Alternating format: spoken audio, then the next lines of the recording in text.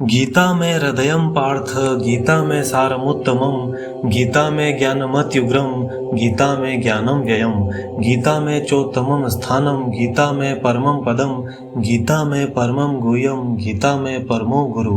भगवान श्री कृष्ण कहते हैं, गीता मेरा हृदय है, गीता मेरा उत्तम सार है, गीता मेरा अति उग्र ज्ञान है, गीता मेरा अविनाशी ज्ञान है, गीता मेरा श्रेष्ठ निवास स्थान है, गीता मेरा परम पद है, गीता मेरा परम रहस्य है, गीता मेरा परम गुरु है।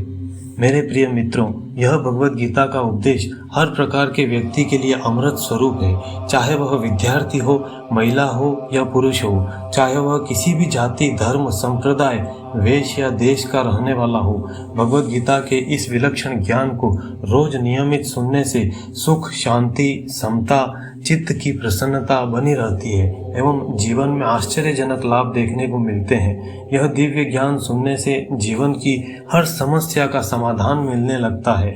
जब भी आप दुख, चिंताओं से घिर जाओ, हताश, निराश हो जाओ, रोग एवं भारी संकट में फंस जाओ, तब शांत एकांत स्थान में जाकर यह भगवत गीता का अद्भुत ज्ञान जरूर सुने और उसे जीवन में उतारें। अगर आपके पास समय का अभाव है तो यात्रा करने के दौरान सुन सकते हैं या जब भी समय मिले आप इसे सुनते रहें। श्रीमद् भगवत गीता की जरूरत केवल अर्जुन को ही थी, ऐसी बात नहीं है। यह सब भी युद्ध के मैदान में ही है। अर्जुन ने तो थोड़े ही दिन युद्ध किया, किंतु हमारा तो सारा जीवन काम, क्रोध, लोभ, मोह, भय, शोक, मेरा तेरा रूपी युद्ध के बीच ही है। अतः अर्जुन को गीता की जितनी ज़रूरत थी, शायद उससे भी ज़्यादा हम सबको उसकी ज़रूरत है। श्रद्धा और विश्वास के साथ भगवत गीता के इस सुखदायी, आनंदमयी ज्ञान को अंत तक पूरा अवश्य सुने। भगवत गीता की पहली सीख ये है कि कोई भी गलत आदत खुद की मत लगने देना, जो आपकी ज़िंदगी ही बर्बाद कर दे। कहीं ना कहीं महाभारत का यह युद्ध एक जुआ की आदत की वजह से ही शुरू हुआ था। सारा खेल वहीं से शुरू हुआ था। एक ऐसी जुआ की लत जहां युधिष्ठिर ने अपने भाइयों को दांव पर लगा दिया, अपनी पत्नी द्रौपदी को दांव पर लगा दिया, ऐसा जीतने का नशा कि सब कुछ गवा दिया। ऐसे ही हम भी अपनी ज़िंदगी में जब कोई गलत आदत लगा देते हैं, चाहे वो कोई भी आदत हो, नशे की हो, मोबाइल की हो, कोई गलत काम करने की हो, कोई भी गलत आदत जो आपको बर्बाद कर सकती है, अगर आप उसे नहीं छोड़ोगे तो आपका सब कुछ खत्म हो जाएगा। इससे पहले कि वो गलत आदत आपको खत्म करे, आप उसे खत्म कर दीजिए।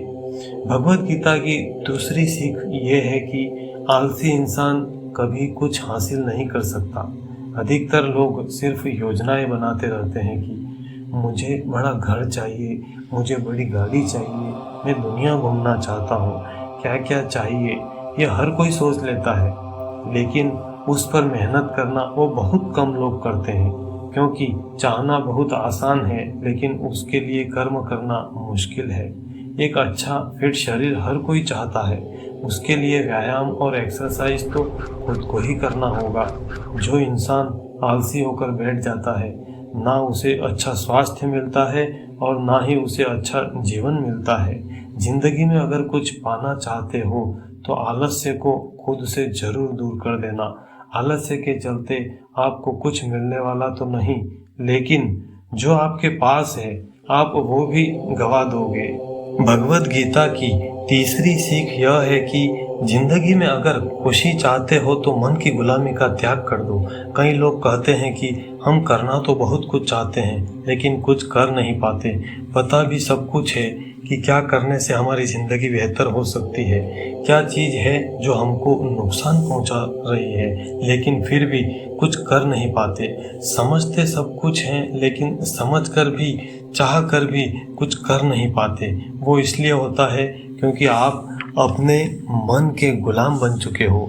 अरे लोग तो अपनी जीभ का स्वाद भी नहीं छोड़ पाते, फिर कहते हैं कि हम पतले नहीं हो पाते, फिट नहीं हो पाते, सक्सेस नहीं मिल रही है। यह सब इसलिए होता है क्योंकि जो आप करना चाहते हैं वह कर नहीं पाते हैं। आपका मन सब कुछ समझकर भी आपको वो करने नहीं देता। इस ज़िंदगी में अगर आगे बढ़ना है तो मन के अनुसार चलना छोड़ दो। जो आपके लिए सही है वो आपको करना ही पड़ेगा। सही जो शास्त्र कहते हैं, संत कहते हैं, जो महापुरुष कहते हैं, उनकी आज्ञा का पालन करना होगा हमें और शास्त्रों के अनुसार चलना होगा। तब हम हमारे जीवन में सफल हो सकते हैं। और गीता की चौथी सीख ये है कि जो आपका है वो आपको मिलकर ही रहेगा। जो आपको नहीं मिल पाया है उसके लिए रोना छोड़ दो। आप जिसके लिए जितना रोओगे वो चीज़ आपसे उतना दूर जाएगी, और जो चीज़ सच में आपकी है वो कहीं ना कहीं से ज़रूर आपके पास पहुंच जाएगी। इसलिए जो आपको ज़िंदगी में हासिल नहीं हुआ उसका पछतावा करना, उसके लिए रोना बंद कर दो। गीता की पांचवी सीख ये है कि आप संसार से जितना प्रेम लगाओगे उतना ही जीवन में दुख और पीड़ा का अनुभव करोगे। इसलिए उत्तम जो ग्रंथ होते हैं जैसे कि भगवत गीता हो गया, रामचरितमानस हो गई, रामायण हो गई, और जो ईश्वर है, ईश्वर में मन को लगाना चाहिए, ईश्वर से प्रेम करना चाहिए, वही प्रेम करने योग्य है। गीता की छठी सीख ये है कि जिस इंसान को बात बात पर क्रोध आता है, सुख और शांति उसके जीवन में कभी नहीं आ सकती। क्योंकि जो इंसान बहुत ज़्यादा क्रोधी होता है ना, उसके सारे मित्र उससे धीरे धीरे नफरत करने लगते हैं, उसे छोड़ देते हैं। वो खुद मन में मन कुढ़ता भी रहता है, भीतर ही भीतर वह दर्द में, तकलीफ में जीता रहता है। और ज़्यादा क्रोध करके जो आपके पास है आप उसे भी नष्ट कर दोगे। ऐसे इंसान को शांति तो कभी मिलने वाली ही नहीं। भगवान श्री कृष्ण भी कहते हैं कि काम और क्रोध के आवेग को जो सह लेता है वही वास्तव में सच्चा योगी है, तथा सत्संग एवं नाम जप से सहन शक्ति बढ़ती है। गीता की सातवीं सीख यह है कि चाहे आप किसी की मदद करो या ना करो, लेकिन जानबूझकर कभी किसी का दिल नहीं दुखाना चाहिए, क्योंकि उस दिल में खुद ईश्वर विराजमान होते हैं। और जब किसी का दिल आपकी वजह से दुखता है तो याद रखना, आपको भी वो दर्द एक दिन जरूर मिलेगा। क्योंकि आप किसी का दिल दुखाते हैं तो आपको तब पता नहीं चलता, लेकिन जब कोई आपका दिल दुखाता है तब आपको समझ में आता है कि दिल पर चोट लगने से कितना दर्द होता है। इसलिए किसी का दिल कभी नहीं दुखाना चाहिए। गीता की आठवीं सीख यह है कि जो मुश्किल वक्त में, जो दुख के समय में आपका साथ दे, सिर्फ वही आपका सच्चा मित्र है, आपका अपना है। बाकी सब पराये हैं। अपने पन का नाटक करने वाले बहुत लोग होते हैं, बड़ी बड़ी बातें करने वाले बहुत लोग होते हैं कि हम आपसे बहुत प्रेम करते हैं, कोई भी दुख हो, कोई भी तकलीफ हो, हमें याद करना। लोग दुख उठाने की बात करते हैं, लोग आने जाने की बात करते हैं, हाथ मिलाना तो ठीक से जानते नहीं हैं और दिल मिलाने की बात करते हैं। जब सच में आपकी ज़िंदगी में तकलीफ आएगी ना, तब आपकी समझ में आ जाएगा कि आपका साथ देने के लिए कौन खड़ा है। क्योंकि उस समय पर सारे लोग भाग जाते हैं, क्योंकि लोगों को पता होता है कि ये व्यक्ति हमारे पास आया है तो हमसे मदद ही मांगेगा, कुछ दे नहीं पाएगा। लोग आपसे सिर्फ तभी रिश्ता रखते हैं जब आप उन्हें कुछ दे सकते हो। लेकिन जब लोगों को ये पता चल जाता है कि उनको आपसे कोई फ़ायदा नहीं होने वाला, बल्कि उनको आपकी मदद करनी पड़ेगी, तो वो आपको दूर से ही नमस्कार कर देते हैं और चले जाते हैं। इसलिए जो मुश्किल वक्त में आपके साथ खड़ा हो जाए वही आपका सच्चा मित्र होता है। बाकी दुनिया में सब पराये होते हैं। ज़्यादातर यही होता है, सच्चे मित्र बहुत कम होते हैं। गीता की 9वीं सीख ये है कि जो कुछ भी होता है अच्छे के लिए होता है, जो हो रहा है वो भी अच्छे के लिए ही हो रहा है, और जो भविष्य में होगा वो भी अच्छे के लिए ही होगा। हालांकि ये बहुत गहरी बात है। कुछ चीज़ें ज़िंदगी में ऐसी होती हैं जो हमें लगता है कि मेरे साथ ही ऐसा क्यों हुआ, मेरे साथ ही होना था यह। जब वो वक्त गुजर जाता है तब हमें समझ में आता है कि अगर हमारे साथ ये सब नहीं होता तो आज हम इस मुकाम पर नहीं होते। अगर मेरे साथ ये सब नहीं होता तो शायद ज़िंदगी और भी बर्बाद हो सकती थी। इसलिए हमको ये समझ में आ जाए कि ज़िंदगी में जो कुछ भी हो रहा है वो सब अच्छे के लिए ही हो रहा है, तो हम जीवन में हमेशा खुश रहेंगे, प्रसन्न रहेंगे। भगवद गीता की 10वीं सीख ये है कि हर काम को समझदारी से करना, पूरा मन लगाकर सुव्यवस्थित तरीके से करना ही योग कहलाता है। योगः कर्मसु कौशलम। कई लोग काम तो करते हैं लेकिन उन्हें हासिल कुछ नहीं होता। बहुत लोग कहते हैं कि हम बहुत मेहनत करते हैं फिर भी ज़िंदगी में सफलता हासिल नहीं हो रही है। बहुत कुछ करने से, बहुत मेहनत करने से आपको सफलता नहीं मिलेगी, लेकिन सही तरीके से समझकर काम करने से आपको ज़िंदगी में सफलता जरूर मिलेगी। कर्म तो करो लेकिन फल की इच्छा ना करो। कर्म करके फल ईश्वर को ही सौंप दो, जैसी उनकी मर्जी। गीता की 11वीं सीख ये है कि कभी भी किसी भी चीज़ की अति नहीं करनी चाहिए। कोई भी चीज़ हद से ज़्यादा मत करना। किसी से प्रेम भी हद से ज़्यादा मत करना, किसी से नफरत भी हद से ज़्यादा मत करना। हद से ज़्यादा मीठा भी खराब, हद से ज़्यादा कड़वा भी खराब, हद से ज़्यादा आराम भी आपको बीमार कर देगा, हद से ज़्यादा खाना भी आपको बीमार कर देगा, हद से ज़्यादा भूखा रहना भी आपको नुकसान पहुंचाएगा और हद से ज़्यादा जागना भी आपको बहुत नुकसान पहुंचाएगा। तो जीवन को संतुलन के साथ जीना चाहिए। जैसे ही आप संतुलन खो देते हैं वैसे ही आपके जीवन में दुर्घटना हो जाती है। गीता की 12वीं सीख ये है कि जिसे आप सबसे ज़्यादा महत्व दोगे वो आपको कभी महत्व नहीं देगा। आपने कभी गौर किया कि आपका अपमान कौन लोग करते हैं? आपका अपमान सिर्फ वही लोग करते हैं जिसे आप सबसे ज़्यादा महत्व देते हैं।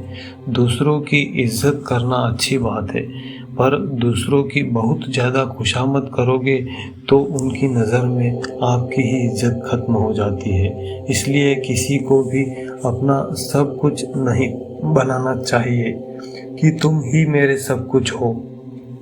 जैसे ही आप किसी को अपना सब कुछ मान लेते हैं तो आप उसके लिए कुछ नहीं रह जाते हैं। इसलिए लोगों को इज्जत उतनी ही देनी चाहिए जितना कि वो हजम कर सकें। हद से ज़्यादा इज्जत देना आपकी ही बेइज्जती करवा सकता है। गीता की 13वीं सीख ये है कि किसी पर भी आंख बंद करके भरोसा मत करना। जैसे महाभारत की कथा में दुर्योधन ने कितनी ही बार षड्यंत्र करके पांडवों को मारने की कोशिश की थी, लाक्षागृह के जरिए आग में जलाने की कोशिश की, और वो धर्म पर चलने वाले लोग बार बार उसकी बातों में आ जाते थे। ये बात और है कि श्री कृष्ण उनकी रक्षा कर रहे थे, पर जिसे वो अपना भाई समझ रहे थे, जिसे वो अपना सगा समझ रहे थे, जिस पर वो भरोसा कर रहे थे, वही दुर्योधन उनकी मृत्यु करवाना चाहता था। इसलिए भरोसा करते समय आंखें जरूर खुली रखना चाहिए और सतर्क रहना चाहिए। गीता की 14वीं सीख यह है कि जिसके साथ सत्य और ईश्वर की शक्ति है, चाहे सारी दुनिया उसके खिलाफ हो जाए, लेकिन अंत में जीत उसी की होती है। भगवद गीता में कुल 18 अध्याय हैं, 700 श्लोक हैं। भगवद गीता के आखिरी श्लोक यत्र योगेश्वरः कृष्णो यत्र पार्थो धनुर्धरः तत्र श्री विजयर्भूति ध्रुवार्नीतिर्मतिर्मम। धृतराष्ट्र बार बार संजय से पूछते हैं कि बताओ युद्ध में कौन जीत रहा है, कौन हार रहा है, क्योंकि उसे विश्वास था कि महापराक्रमी भीष्म पितामह मेरे पक्ष में है, गुरु द्रोणाचार्य वो मेरे पक्ष में है, कर्ण मेरे पक्ष में है, तो हमें कौन हरा सकता है। लेकिन संजय ने धृतराष्ट्र से कहा कि जहाँ पर ईश्वर है जहाँ पर सत्य है हमेशा जीत उन्हीं की होती है। आपके पास चाहे कितनी भी शक्ति हो, लेकिन सत्य और ईश्वर जहाँ खड़े हो जाए उन्हें दुनिया में कोई भी नहीं हरा सकता। गीता की 15वीं सीख यह है कि जीवन में लड़ाई झगड़े से बचना चाहिए, लेकिन जब बात आपके चरित्र, सम्मान और अधिकार की हो तो लड़ना भी चाहिए। जुल्म करना तो पाप है, लेकिन सहना महापाप है।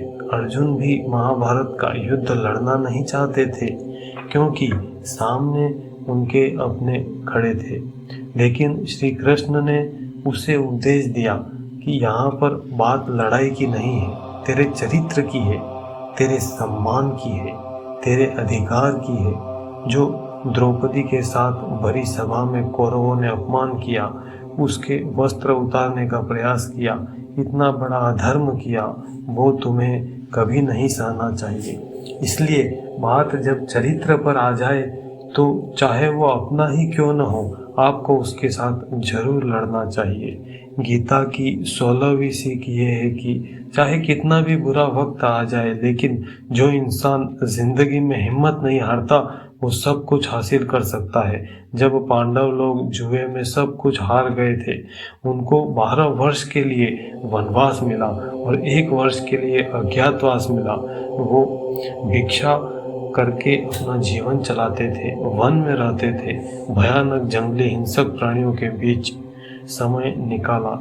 इतना मुश्किल वक्त सहने के बाद भी आखिरी में विजय पांडवों की ही हुई, क्योंकि उन्होंने अपने भीतर कभी हिम्मत नहीं खोई थी। ऐसे ही आपकी जिंदगी में कितना ही मुश्किल वक्त क्यों ना आ जाए, लेकिन आपके अंदर अगर हिम्मत है तो जीत आपकी ही होगी। गीता की 17वीं सीख ये है कि जो किसी और का है उस पर कभी अधिकार मत जमाना, कभी कब्जा मत जमाना।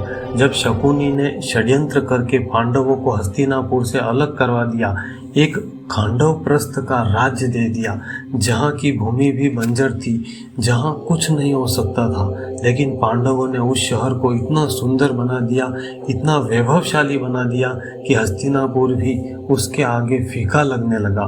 उनके उस वैभव को देखकर, सुख को देखकर दुर्योधन अंदर ही अंदर जलता था। उसने षड्यंत्र करके वह खांडव प्रस्थ भी उनसे छीन लिया। जो चीज उसकी नहीं थी उस पर कब्जा किया, तो उसका आखिर में परिणाम यही हुआ कि जो उसके पास में था वह भी सब चला गया। इसलिए जो आपका नहीं है उस पर कभी भी अधिकार नहीं जमाना चाहिए। गीता की 18वीं सीख ये है कि वही इंसान जिंदगी में सफल माना जाएगा जो अंदर से हमेशा खुश रहता है, दूसरों को सदा हित चाहता है, दूसरों की प्रसन्नता चाहता है। बाहर से तो सब खुश दिखाई देते हैं, लेकिन अंदर से इंसान अशांति से भरा रहता है। बहुत पैसा कमा लिया, कामयाबी हासिल कर ली, लेकिन वो कामयाबी तब मानी जाएगी जब आपका मन प्रसन्न रहता हो। गीता की 19वीं सीख ये है कि आप जैसा अन्न खाओगे वैसा ही आपका मन और आपकी बुद्धि होगी, और आप वैसा ही कर्म करोगे, वैसा ही आचरण करोगे। सात्विक अन्न खाओगे तो आपका मन भी सात्विक होगा, सात्विक व्यवहार और सोच भी आपकी अच्छी होगी। तमोगुणी और रजोगुणी आहार करोगे तो आपकी बुद्धि भी वैसी ही होगी, आप काम भी वैसे ही करोगे। श्री कृष्ण ने भगवद गीता में सात्विक, राजसिक और तामसिक इन तीनों आहारों का विस्तार से वर्णन किया है कि क्या खाना चाहिए, क्या नहीं खाना चाहिए। सार यही है कि जो मनुष्य सात्विक भोजन करता है उसे जीवन में शांति और सुख मिलता है, वह प्रसन्न रहता है, संतुष्ट रहता है। गीता की 20वीं सीख ये है कि बुरा इंसान कभी अपनी बुराई नहीं छोड़ेगा। आप कितना ही अच्छा चलो वो आपको तकलीफ देगा ही देगा। इसलिए जो जैसा है आप उसके साथ वैसा ही व्यवहार करो। बुरे इंसान के साथ आप कितना भी अच्छा बन जाओ, वो कभी अच्छा नहीं बनने वाला। दुर्योधन पांडवों को जंगल में मारने के लिए गया था, लेकिन भीलों ने दुर्योधन को पकड़ लिया। उसका मित्र कर्ण भी उसे छोड़कर भाग गया था। वो भील दुर्योधन को मार देते, लेकिन युधिष्ठिर अपने भाई की रक्षा करने के लिए वहां पहुंच जाते हैं। दुर्योधन के जीवन की रक्षा की युधिष्ठिर ने, उसके बाद भी वो हमेशा पांडवों को कष्ट ही पहुंचाता रहा। इसलिए कोई इंसान अगर बुरा है तो उसके साथ आप ज़्यादा अच्छा बनने की कोशिश मत करो, उसकी उपेक्षा कर दो। उसे मित्र भी मत बनाओ, शत्रु भी मत बनाओ। गीता की 21वीं सीख ये है कि जो इंसान अपने कार्य को समय से खत्म नहीं करता, समय की कद्र नहीं करता, उसकी जिंदगी का सारा समय व्यर्थ में ही समाप्त हो जाता है, क्योंकि समय ही आपका जीवन है। अगर आप समय को व्यर्थ ही नष्ट करते रहेंगे, व्यर्थ के कार्यों में गंवा देंगे, तो आपको जीवन में कुछ भी हासिल नहीं हो पाएगा। अगर जिंदगी में कुछ पाना चाहते हो तो समय की कदर जरूर करना। जो भी व्यक्ति भगवत गीता के इस वीडियो को रोज सुबह में एवं रात्रि सोने से पहले सुनेगा, वह जीवन में आ रहे दुख एवं समस्याओं को मिटाने की कुंजियां प्राप्त कर लेगा। मेरे प्रिय भारतवासियों, इस वीडियो को लाइक करें, चैनल को सब्सक्राइब करें तथा वीडियो आपको पसंद आ रहा है तो कमेंट बॉक्स में जय श्री कृष्ण जरूर टाइप करें। भगवत गीता की 22वीं सीख ये है कि आपके सारे दुखों का कारण किसी को अपना मानना है। आप कभी गौर करना, आपकी ज़िंदगी के सारे दुख, सारी तकलीफ़ें, सारी चिंताएं वहीं से आती हैं जहां आपका अपनापन होता है, जिससे आपको मोह होता है कि ये मेरा है, ये मेरा अपना है। वहीं से आपकी ज़िंदगी में दुख आना शुरू हो जाते हैं। एक व्यक्ति के पास एक बहुत बड़ा महल था। उसने जिंदगी भर की सारी संपत्ति लगाकर उस महल को बनाया था। आसपास के शहरों के कई लोग उसके महल को देखने आते थे। कई बड़े बड़े सेठ उसके महल को खरीदने की कोशिश करते थे। वह महल उसका अहंकार था, उसके जीने की वजह थी। उसका उस महल में बहुत मोह था। एक दिन उसके महल में आग लग जाती है और वो कहीं बाहर गया हुआ होता है। जब वो घर लौट कर आया तो उसने देखा कि मेरा महल तो आग में जल रहा है। अपने घर को आग में जलता हुआ देखकर उसे बहुत दुख हुआ। उसने कहा कि अगर यह महल ही नहीं रहेगा तो मैं जिंदा रहकर क्या करूँगा। वो भी उसी आग में छलांग लगाने की कोशिश करने लगा तो किसी ने उसे रोक लिया कि भाई, ये जो तुम्हारा महल है, इस महल का सौदा कल तुम्हारे बेटे ने किसी के साथ कर लिया है। जब उसे पता चला कि ये महल अब मेरा नहीं रहा, किसी और का हो चुका है, तो उसकी सारी चिंता खत्म हो गई। जैसे और लोग जलते हुए महल का तमाशा देख रहे थे, वैसे ये भी खड़ा हो गया। इतनी ही देर में उसका बेटा आया तो वो अपने बेटे को देखकर बहुत खुश हो गया। उसे आशीर्वाद देने लगा कि तेरे जैसा बेटा तो बहुत भाग्यों से मिलता है। तूने तो मेरी जिंदगी ही बचा ली। आज इस घर में आग लगी और तूने कल ही इसका सौदा कर दिया। वो अपने पिता से कहने लगा, पिताजी, इस महल के सौदे के लिए बात तो करने गया था, लेकिन सौदा अभी पक्का हुआ नहीं है। जब उसके पिता ने ये सुना कि अभी इस महल का सौदा हुआ नहीं है तो वह फिर से फुट फुट कर रोने लगा, फिर से छाती पीटने लगा। महल वही है, इंसान वही है, लेकिन जब महल मेरा है तो वह उसके जलने पर दुखी होता है। जब महल मेरा नहीं है, उससे मेरा कोई रिश्ता नहीं है, तो सारे दुख ही खत्म हो जाते हैं। ऐसे ही जिंदगी में जब किसी जगह को, किसी इंसान को, किसी चीज वस्तु को या किसी रिश्ते को हम अपना मान लेते हैं, मेरा मान लेते हैं, तो वहीं से सारे दुखों की शुरुआत होती है, वहीं से हर तकलीफ की शुरुआत होती है। जब आप किसी को अपनी ज़िंदगी जीने की वजह मान लेते हो कि इसके बिना तो मैं जी ही नहीं सकता, तब वो चीज़, वो इंसान, वो स्थान आपको बहुत दुख देता है। इसलिए हमें सब कुछ ईश्वर का ही मानना चाहिए। हमारा जो शरीर है वह भी ईश्वर का ही दिया हुआ है। भगवत गीता की 23वीं सीख ये है कि आपने कोई भी कर्म किया हो उसका फल आपको जरूर भोगना पड़ेगा। अगर आपने कोई अच्छे भले कर्म किए हैं तो जाने अनजाने किसी मुश्किल वक्त में आपके वे अच्छे कर्म मुश्किल वक्त में बचा लेंगे। अगर आपने गलत कर्म किए हैं, पाप कर्म किए हैं, तो उसकी सजा भी आपको जरूर मिलेगी। कोई इंसान कितना ही छुप कर कर्म करे, चाहे वो कितना ही चालाकी से कर्म करे, लेकिन कहते हैं हमारे एक एक कर्म पर वह प्रकृति, वह परमात्मा अपनी दृष्टि बनाए रखते हैं। याद रखना, एक एक सेकंड का हिसाब होगा। हमारे सभी अच्छे कर्मों का फल सुख सुविधा बनकर प्राप्त होगा, बुरे कर्मों का फल दुख पीड़ा बनकर मिलता है। एक गांव में दो मित्र रहते थे। उन दोनों ने विचार किया कि इस गांव में हम धन नहीं कमा पा रहे हैं। वो दोनों धन कमाने के लिए शहर में चले जाते हैं। शहर में व्यापार करके उन्होंने काफ़ी धन कमाया। फिर सोचा कि अब हम अपने घर वापस चलते हैं, पर्याप्त मात्रा में हमने धन कमा लिया है। उस समय पर यातायात की इतनी सुविधाएं नहीं हुआ करती थी। अपनी बैलगाड़ी पर ही यात्रा कर रहे थे दोनों। चलते चलते मार्ग में रात हो गई तो उन्होंने विचार किया कि आज रात हम यहीं विश्राम करते हैं। एक मित्र ने कहा कि मैं यहाँ पर रहकर धन की रक्षा करता हूँ, तुम बाजार जाकर भोजन की व्यवस्था कर लो। जब वो मित्र बाजार गया तो उसके मन में पाप आ गया। उसने सोचा कि इतना पैसा हमने कमाया है, अगर मैं इसको यहीं जंगल में मार दूं तो सारा पैसा मेरा हो जाएगा, नहीं तो मुझे इसका आधा धन इसको देना पड़ेगा। मन में ये खोट आने पर उसने अपने मित्र के खाने में जहर मिला दिया और जब वो खाना लेकर अपने मित्र के पास गया तो उसका मित्र वहाँ उसका इंतज़ार कर रहा था। उसे वह जहर वाला खाना देता है जिसे खाकर वहीं पर उसकी मृत्यु हो जाती है।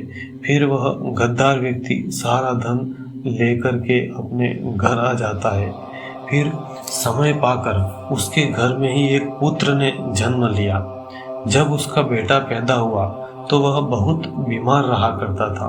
उसने अपने जीवन में जो कुछ भी धन कमाया था उसका वह सारा धन अपने बेटे के इलाज में ही खत्म हो गया।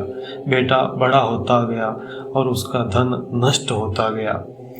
एक दिन बहुत ज़्यादा दुखी होकर वह त्राहिमाम पुकारने लगा और अपने बेटे से बोला कि बेटे, तू इतना बीमार क्यों रहता है, तू ठीक क्यों नहीं होता? मैंने अपनी जिंदगी की सारी कमाई तुझ पर लगा दी, पर फिर भी तू ठीक क्यों नहीं होता? तब उसके बेटे ने बोला कि कौन सा बेटा और कौन सा पिता, मैं तेरा वही मित्र हूँ जिसको तूने जंगल में जहर देकर मार दिया था। मैं अपना वही पुराना हिसाब पूरा करने के लिए तेरे पुत्र के रूप में तेरे घर में आया हूँ। तब उस सेठ को अपने बेटे के चेहरे की जगह अपने उसी पुराने मित्र का चेहरा दिखाई देता है जिसे उसने धन के लिए मार दिया था।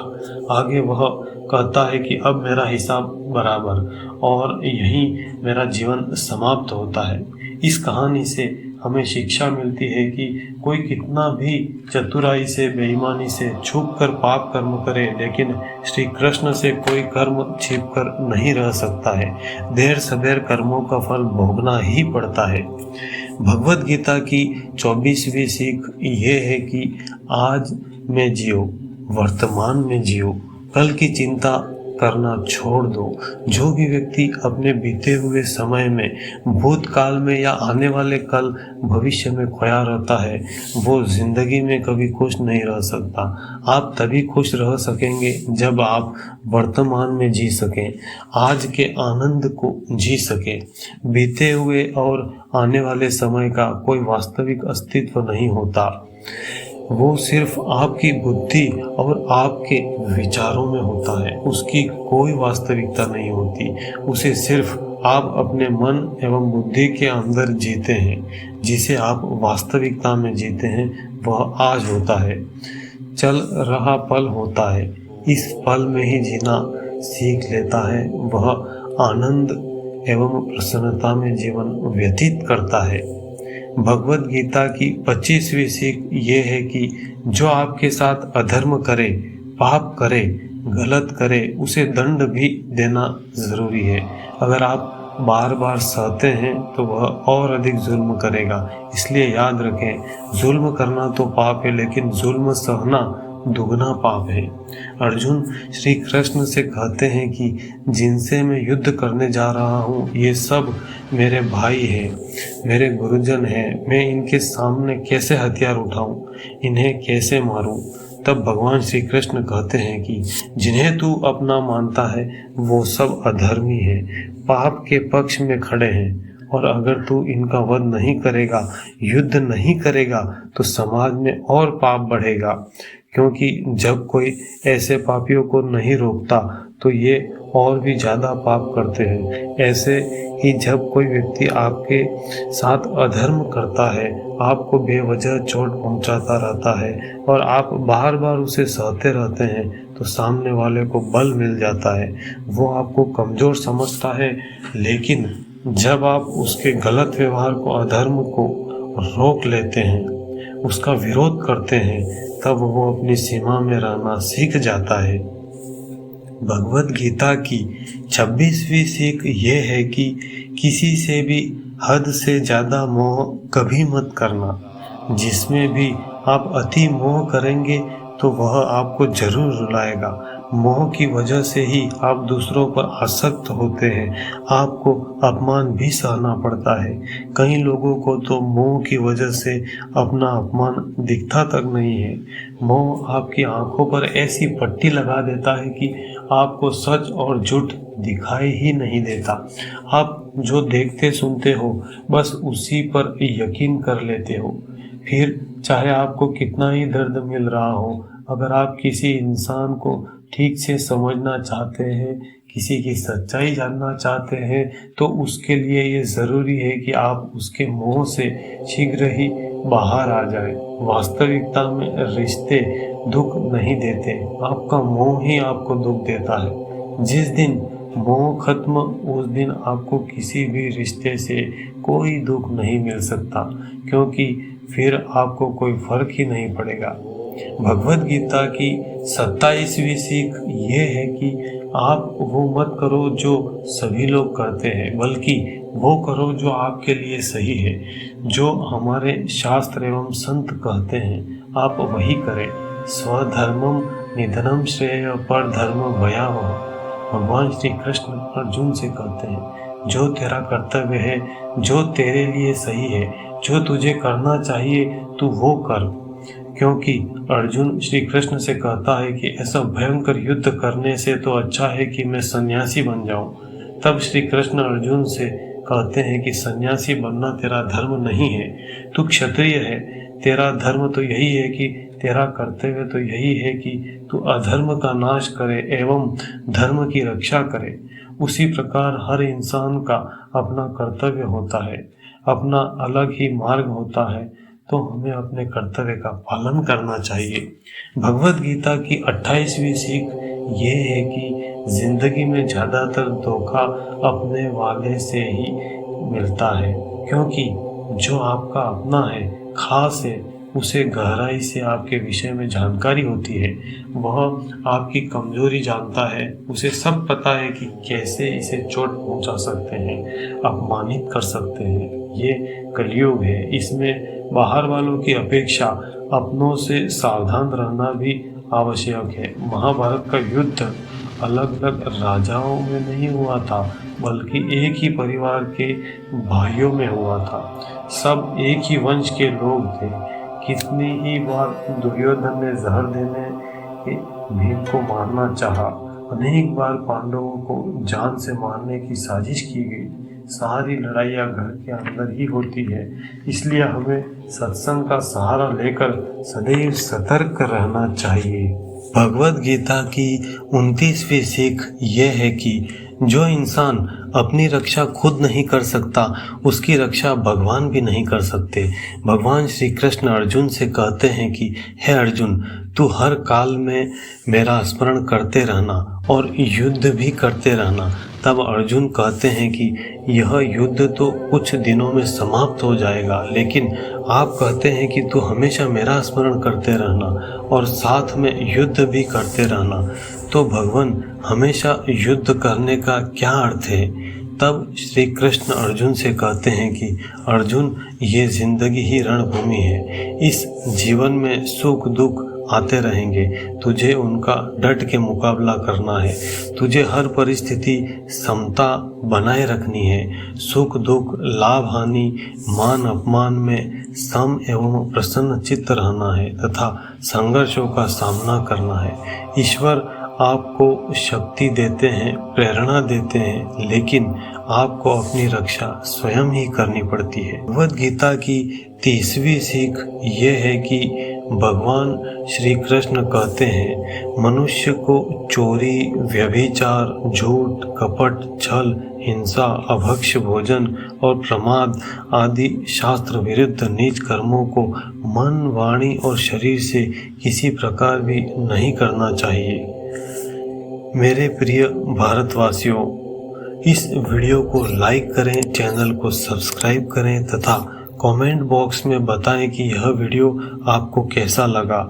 इस छोटे से वीडियो रूपी गागर में भगवद गीता रूपी ज्ञान के सागर को भरने का प्रयास किया गया है। रोज सुबह उठते ही एवं रात्रि को सोने से पहले इस वीडियो को अवश्य सुने। इससे आपके अचेतन मन में गहरा संस्कार पड़ेगा, जो तनाव, अशांति, भय, बेचैनी को दूर करने में परम मित्र की तरह मदद करेगा। श्रीमद् भगवद गीता का पहला अध्याय विषाद योग है। अर्जुन रो रहा है, दुखी हो रहा है, लेकिन श्री कृष्ण के आगे उसका वो रोना भी योग हो गया है। दूसरा अध्याय सांख्य योग, ज्ञान का है, विचार है, लेकिन ईश्वरीय संबंधी विचार है, इसलिए सांख्य योग। जीव ब्रह्म की एकता को बढ़ाने वाला योग। गीता का तीसरा अध्याय है कर्म योग। कर्म तो सब करते हैं, लेकिन कर्म में ईश्वर प्राप्ति का उद्देश्य बनाकर किया जाए तो कर्म जिसकी सत्ता से संपन्न होते हैं उसके संतोष के लिए कर्म किए जाएं तो वे कर्म योग बन जाते हैं। वे कर्म बांधते नहीं हैं, बंधन काटने वाले कर्म हो जाते हैं। चौथा अध्याय ज्ञान कर्म संन्यास योग। कर्म करो, ज्ञान संयुक्त कर्म करो, इच्छा करो, ज्ञान संयुक्त इच्छा करो। इतना भोग लिया फिर क्या? गाड़ी नहीं है, गाड़ी के लिए प्रयास कर रहे हैं, लेकिन वह मिल गई फिर क्या? पत्नी मिल गई फिर क्या? आप ज्ञान युक्त कर्म करिए और फिर कर्मों के फल से, कर्मों के बंधनों से संन्यास ले लीजिए। कर्मों के बंधनों में बंधिए मत, भोग में, कर्म में बंधिए मत। ज्ञान के द्वारा भोग और कर्मों से अपने को ऊपर उठाइए। गीता के 5वें अध्याय कर्म संन्यास योग में कर्म तो करो, लेकिन कर्म को संन्यास योग से संपन्न कर लो। और छठा अध्याय आता है ध्यान योग का। इसमें भगवान कहते हैं, जिसको ज्ञान में आगे बढ़ना है उसको पहले सत्कर्म करना चाहिए। सत्कर्म का मतलब है कर्म तो करें पर फल की इच्छा ना रखें। ऐसे कर्म योगी का मन धीरे धीरे ध्यान में प्रविष्ट हो जाता है। इस आत्म संयम योग में भगवान यही शिक्षा देना चाहते हैं कि जो आसक्ति रहित करने योग्य कर्म करता है और फल की इच्छा नहीं करता है, उसका हृदय सन्यासी के जैसा होता है, वह योगी हो जाता है। भगवद गीता के 7वें अध्याय में आता है ज्ञान विज्ञान योग। भगवान कहते हैं, ये शाम त्वंत गतम पापम जनानाम पुण्य कर्मणाम ते द्वंद्व मोह निर्मुक्ता भजन्ते माम दृढ़व्रतः। परंतु निष्काम भाव से श्रेष्ठ कर्मों का आचरण करने वाले जिन पुरुषों का पाप नष्ट हो गया है, वे राग द्वेष जनित द्वंद्व रूप मोह से मुक्त दृढ़ निश्चयी भक्त मुझको सब प्रकार से भजते हैं। 8वें अध्याय में अक्षर ब्रह्म योग की बात है। आंखों से दिखता है वो क्षर है, नाश होने वाला है, लेकिन जिसकी सत्ता से दिखता है वो अक्षर है। जैसे हमारे पास में फूलों की माला है, ये 4 दिन पहले माली समझता था कि मेरी है, फिर जब हमारे पास आती है तो हम समझते हैं ये मेरी माला है। हकीकत में ये ना माली के फूल है, ना भक्त के, और ना हमारे फूल है। 5 भूतों के, कुछ सूर्य की किरण है, कुछ धरती की गंध है, कुछ जल का अंश है, कुछ तेज का अंश है, कुछ वायु का अंश है और कुछ आकाश का अंश है। ये पंच महाभूतों का और पंच महाभूतों की ओर ही जा रहा है। इसकी गंध गंध में मिल रही है, इसका जल वाष्पीभूत होकर महाजल में मिल रहा है। जहाँ से ये आया है वहीं जा रहा है। लेकिन इन्हीं गुलाब के फूलों को माली कहता है कि मेरा है, किसान कहता है कि मेरा है, भक्त कहता है मेरा है। ऐसे ही बच्चा रूपी फूल 5 भूतों से खिला, समाज रूपी पुष्प 5 भूतों से खिला और उसी में समाहित हो रहा है। जल का हिस्सा वाष्पीभूत होकर जल में चला जाता है, जो अग्नि तत्व है वह महाअग्नि में मिल जाता है, जो वायु है वह वायु में मिल जाता है, मनुष्य के शरीर में जो आकाश है वह आकाश में मिल जाता है, जो पृथ्वी तत्व है वह राख एवं हड्डियों के रूप में रह जाता है। उसको बहाने के लिए गंगा में ले जाते हैं अथवा कब्र में गाड़ देते हैं। गीता के 9वें अध्याय में राज विद्या राजगुह्य योग की बात आती है। ब्रह्म विद्या सब विद्याओं की राजा विद्या है।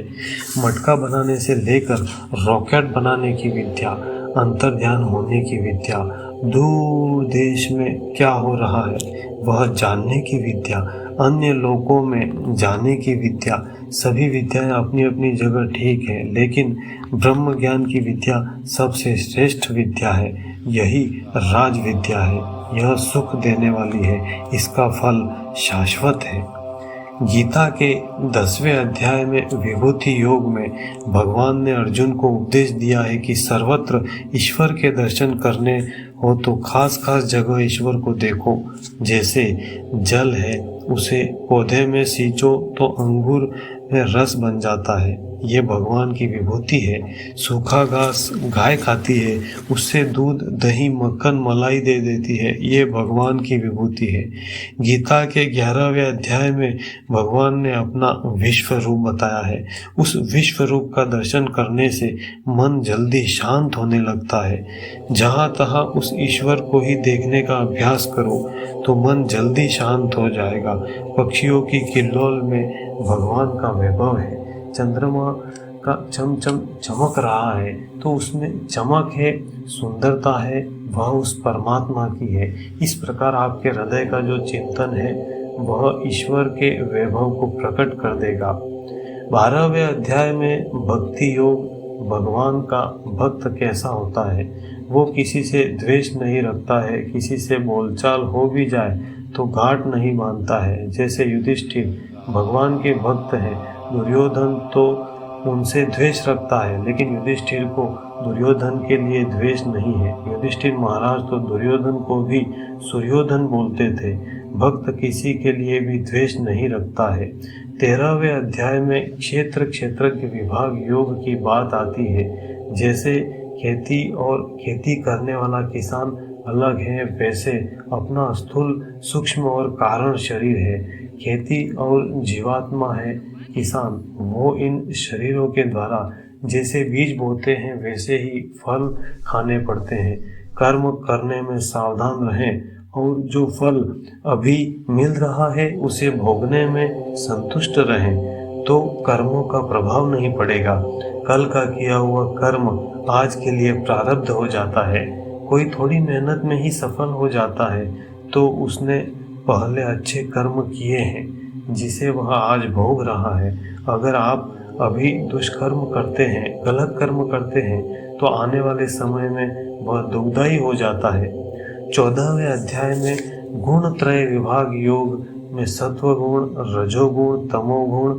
कभी आदमी सात्विक होता है तो दान पुण्य सेवा सच्चाई में रुचि होती है। जब रजोगुण आता है तो वह दिखावा करता है, अहंकार करता है, काम क्रोध लोभ संग्रह में आ जाता है।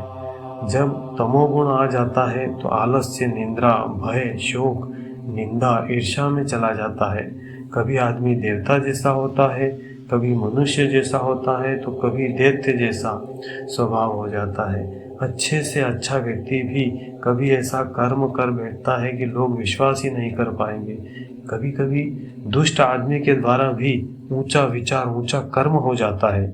जब सत्वगुण आता है तो छोटे से छोटा व्यक्ति भी बड़े और अच्छे कार्य कर लेता है। जब रजो तमोगुण आता है तो बड़ा आदमी भी छोटे कर्मों की खाई में गिर जाता है।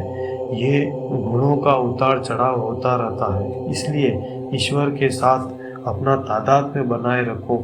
ईश्वर का सुमिरन करते रहें तो ये गुण आप पर हावी नहीं होंगे।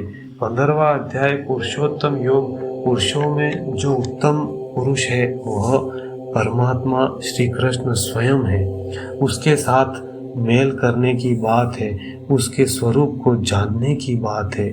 16वां अध्याय देवासुर संपद विभाग योग। दैविक स्वभाव और आसुरी स्वभाव। बड़े बड़े अपराधी भी सत्संग के द्वारा महान हो गए, बड़े बड़े सज्जन भी कुसंग के कारण पथभ्रष्ट हो गए। इसलिए अच्छा संग करना चाहिए। अगर संतों का संग नहीं मिले तो अच्छे शास्त्र पढ़ने चाहिए, अच्छे वीडियो देखने चाहिए, गुरु मंत्र का जाप करना चाहिए, भगवान के किसी भी नाम का जाप करना चाहिए। उठते बैठते चलते भगवान नाम का जप सदा सुखदायी रहेगा और पापों का नाश करता रहेगा, हृदय में आनंद देता रहेगा। 17वां अध्याय है श्रद्धात्रय विभाग योग। सात्विक, राजस, तामस श्रद्धा। तामसी श्रद्धा होगी तो अगर उसकी इच्छाओं की पूर्ति नहीं हुई तो वह भगवान को नहीं मानता है, अश्रद्धा हो जाती है। राजसी श्रद्धा होने पर व्यक्ति का काम बन गया तो ठीक है, कृपा है, और नहीं बना तो मेरा दुर्भाग्य है, कोई खास मजा नहीं आया। लेकिन सात्विक श्रद्धा वाला सोचता है कि मन चाह हुआ तो भी ईश्वर की कृपा है, मन चाहा नहीं हुआ तब भी ईश्वर की कृपा है। जैसे सुदामा जो खूब गरीबी में जीवन यापन कर रहे थे, उनकी पत्नी मात्र एक ही वस्त्र साड़ी पहनकर जीवन व्यतीत करती थी। उसने सुदामा को श्री कृष्ण के पास मदद मांगने भेजा।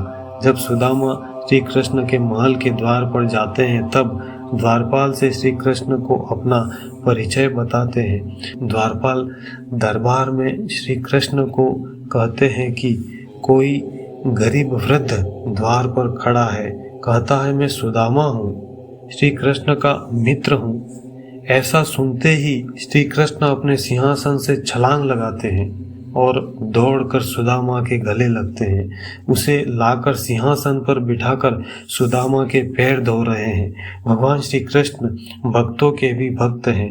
रुक्मणी जी को सुई लाने का आदेश दिया ताकि सुदामा के पैर का कांटा निकाल सके। जब रुक्मणी जी ने देर कर दी तो भगवान ने अपने दांतों से ही कांटा निकाल दिया। फिर सुदामा चावल की पोटली छुपाने लगे कि पूरे विश्व को देने वाले को मैं ये पोटली कैसे दूं। तब कृष्ण सब समझ जाते हैं और कहते हैं कि भाभी ने मेरे लिए कुछ भेजा होगा, वह उपहार मुझे दे दो। फिर कृष्ण वो चावल कुछ खा भी लेते हैं। फिर जब विदाई होती है तब कृष्ण जो दुशाला ओढ़ाया था वह भी वापस ले लेते हैं। फिर जब सुदामा रास्ते में जा रहे थे तब सोचते हैं कि भगवान कितने दयालु हैं, मुझे जो शॉल उन्होंने उड़ाई थी वह भी आते समय वापस ले ली ताकि मुझे मोह माया की आसक्ति ना हो जाए। इसी को सात्विक श्रद्धा कहते हैं। वह हमेशा सही अर्थ ही लगाता है। राजसी कभी इधर कभी उधर रहता है और तामसी व्यक्ति विरोधी हो जाता है। सुदामा जब अपने नगर में जाते हैं तो देखते हैं कि झोपड़ी की जगह महल खड़ा है, सुशीला महारानी की तरह सजी धजी आ रही है। तब सुदामा कहते हैं कि भगवान कितने दयालु हैं, उन्होंने रिद्धि सिद्धि को आदेश देकर यहाँ महल बनवा दिया ताकि मैं खाने रहने की चिंता में उनका भजन ना भूल जाऊं। यही सात्विक श्रद्धा है जो सदा धन्यवाद से भरा रहता है। भगवद गीता में 18वां अध्याय मोक्ष संन्यास योग। अर्जुन कहता है नष्टो मोह स्मृतिर्लब्धा करिष्ये वचनम तव। मेरा मोह नष्ट हो गया, मैं ये शरीर हूँ, मैं क्षत्रिय हूँ, ये अकर्तव्य है, ये जो मेरा मोह था वो हट गया। वास्तव में मैं असंग आत्मा चैतन्य हूँ। हे कृष्ण, तुम्हारा मैं सनातन अंश हूँ, जो आप कहोगे वही मैं करूँगा। भगवत गीता के इस अद्भुत ज्ञान को रोज सुबह अवश्य सुनना चाहिए। विशेष लाभ हेतु रात्रि सोने से पहले भी सुना जा सकता है। उससे अचेतन मन में गहरे संस्कार पड़ेंगे। मेरे प्रिय भारतवासियों, इस वीडियो को लाइक करें तथा अपने मित्रों को, पड़ोसियों को, रिश्तेदारों को शेयर जरूर करें। इस चैनल को सब्सक्राइब करें। कमेंट बॉक्स में बताएं कि इस वीडियो को सुनकर आपको कैसा महसूस हो रहा है। और इसी के साथ आज का यह वीडियो समाप्त करते हैं। मिलते हैं नेक्स्ट वीडियो में, तब तक के लिए दीजिए मुझे इजाज़त। जय श्री कृष्ण।